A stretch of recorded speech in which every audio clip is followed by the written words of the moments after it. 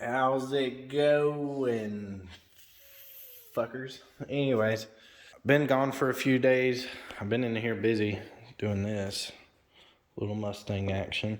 A little freaking EcoBoost 4-cylinder. You know, fun. It's all fun in the bun until you have to deal with dual overhead cams with a chain. God, I wish this thing was gear driven. God, I hate doing chains. Anyways, just getting this done. Got to do a head job on it real quick. Gonna throw in some ARP head studs like all those diesel nerds use. I mean, just get her bolted down for success instead of ready to blow that excess. You know what I'm saying? Anyways, coming back to you.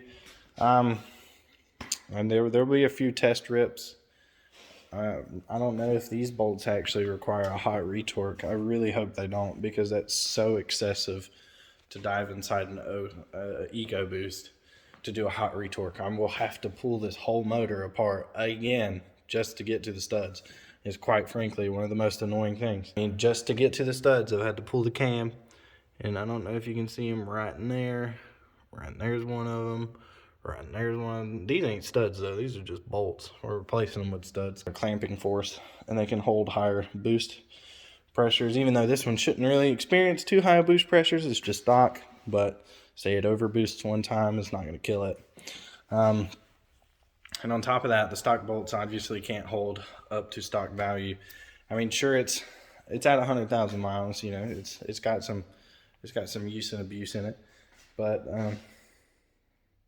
pretty solid all the way around. Not too keen about working on it. Something I did with these, I'll show you real quick. This doesn't really have an exhaust manifold.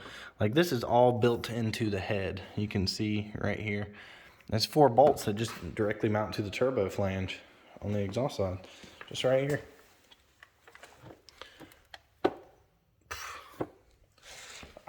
So that was pretty neat to me. I mean, it was cool. I mean, I've never touched one of these, so we're just kind of diving into it. Trying to get her done, trying to get her right. I literally have no instructions on how to do this. I've watched like 1 or 2 YouTube videos. This shit's the most stressful. Whenever you do your own, I mean, I could pay for like Identifix or some of those easier things, but then that's expensive as shit. And I don't know enough mechanic work on the side unless it's on my vehicles to really justify purchasing that and having that yearly or monthly purchase rate. So I just stick to my web searches and hours and hours of Googling and reading forums and whatnot to try and figure out, oh, okay, that's how I do that. Maybe I shouldn't pull on that. But luckily, there's been none of that with this. This one's been probably one of the most straightforward. Super easy to work on. Way easier. If a 5.0 was jammed in here, honestly, unless it was turbo, it would probably still be pretty easy. But the 4-cylinder is the way to go as far as engine space goes, because there's so much left over in. Got it. Look at that little booger just sitting in there. If it was front wheel drive, it'd be a bitch, but it's not. Rear wheel drive. So you get the obviously the trans tunnel going right back there. That saves you so much space. Like, fuck a 4-wheel drive car, honestly. I can't stand them. Will not, do not. I don't like doing it. The thing I'm worried about the most with this one is actually timing. I don't know how well timing is gonna go as far as working on this little thing. So we'll see though. We'll find out soon. But I'll get back to you guys with if I knew how to do.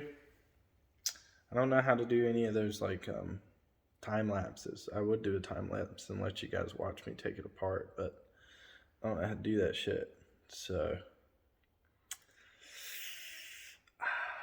alright, well, you guys have a good day. Thanks for watching. If you are, hit the subscribe button. Maybe give it a like. Tell me if you want to see me do more mechanic stuff. I can get more work lined up, but I haven't really tried to because I do enough in the day already. But just let me know. See you around.